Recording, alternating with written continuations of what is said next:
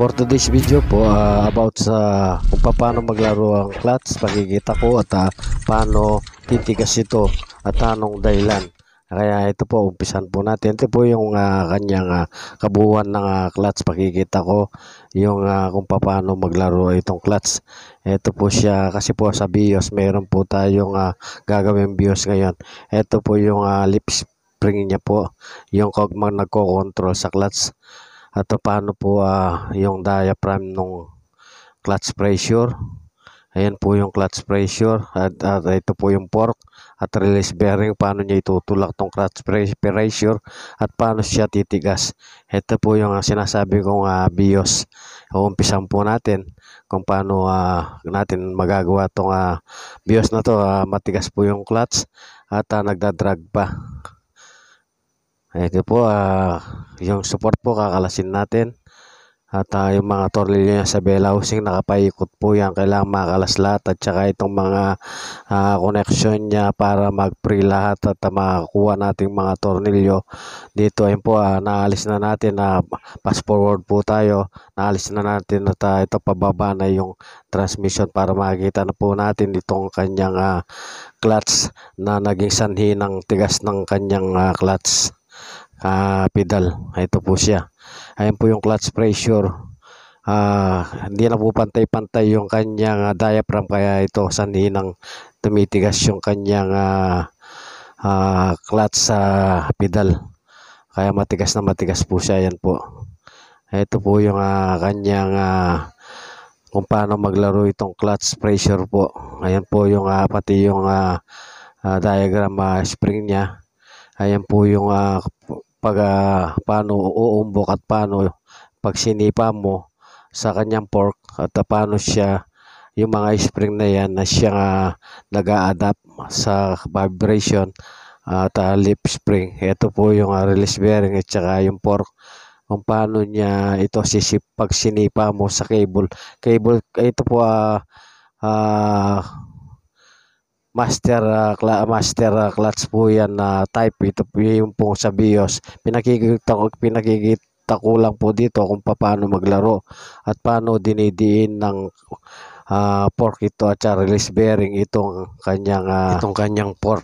Ito po yung travel ng fork. Kailangan po nasa gitna lang po siya para malambot yung kanyang clutch. Ito po yung na kanyang clutch disc na hindi man naubos pero po nag-i-slide, matigas po siya. At saka yung sanhi ng tigas itong clutch pressure niya. Ayan po yung bagong clutch pressure.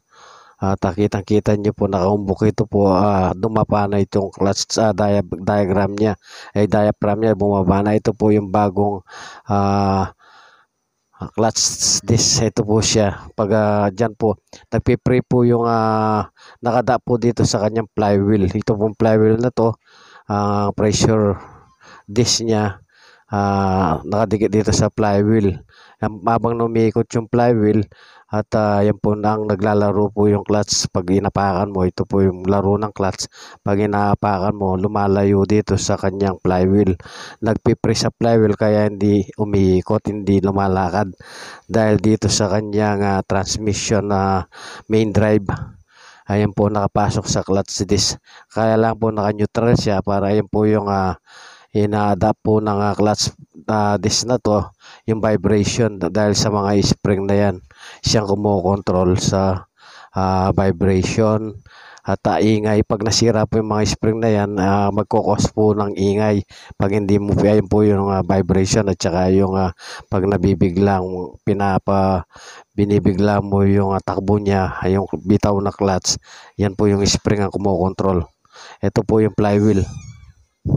Ang flywheel po ito nakadugtong dito sa kanyang crankshaft sa likod na sa makina. Pag ikot po ng crankshaft, ito po siya, sasama siya kasi nakadugtong siya. At ito po yung kanyang clutch disc na clutch pressure nakalagay.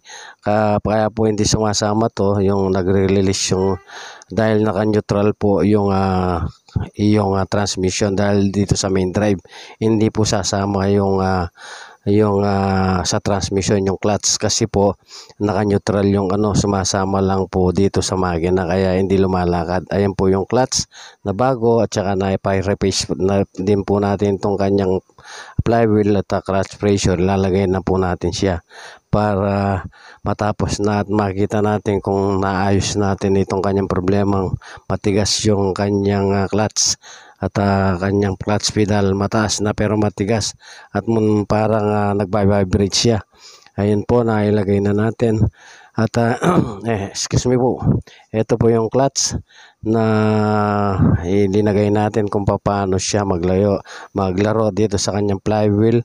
Nakadikit dito sa flywheel at itong flywheel sumasama sa ikot ng makina, kaso pati yung clutch pressure at clutch disc sumasama din sa pag-ikot. Kaya lang po pag pinus mo yung pedal mo at dito sa diaphragm, magpipress siya. Pag ayan po, ayan, pag nadiin yung diaphragm nung clutch pressure, itong clutch disc natin magpipress siya at maglilibre siya, kaya hindi umiikot ang transmission at hindi lalakad. Kaya pag pinupus mong ganyan, magre-release itong kanyang clutch, kaya hindi tatakbo yung sasakyan. Ayan po siya, yan po ang laro ng clutch disc, clutch pressure at saka sa transmission. Ang travel po ng port na yan, pag konting travel lang o kaya sobrang layo na din dito sa kanyang housing, nakakatigas din po yan ng clutch. Kaya ang travel na yan, importante yung travel ng port, kasi po pag malayo na dito sa kanyang sa housing at sumasangga na rin sa kanyang pinaka stopper sa housing, kahit diin mo po siya, hindi na siya didiin dito sa kanyang clutch pressure. Kaya yan po yung kailangan travel na yan. Pag binitawan mo, nasa gitna na yung port, hindi marami pang clearance. Ito namang ito po, tapos na at patapos na po siya at makikita natin kung talagang ano po yung ginawa natin at okay siya, kung walang depekto.